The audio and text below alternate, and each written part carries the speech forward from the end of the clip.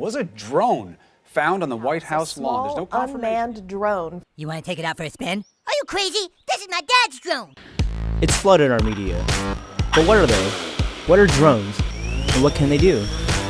With a traditional camera like these, you're only constrained to a shot like this. But with a drone, you have a whole new perspective. I started flying in 2012. I became really interested when I saw videos pop up on YouTube. A drone allows its users to get a view wherever the drone can fly. With a camera mounted on a stabilizer, it's easy for the user to get stable and controlled shots. My goal is not to fly as high as I can to get as much as I can like you would see out of an airplane.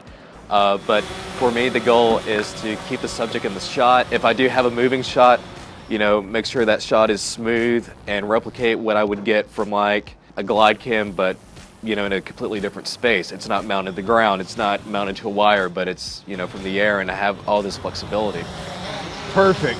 But this technology isn't just for the advanced user. David Suarez recently received his as a gift. After his first flight, he knew it was something special.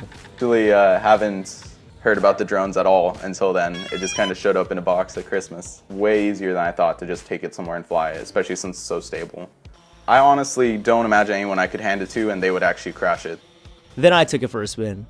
After a quick tutorial from David, I was able to get this shot. Take it out. No hassle, with no prior flying experience. Just watch out for the trees.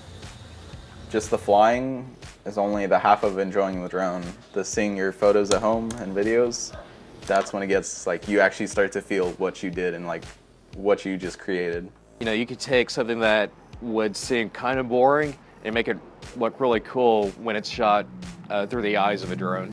Dude, no way. This thing is so epic. In Arlington, Texas, I'm Nguyen, UTA News.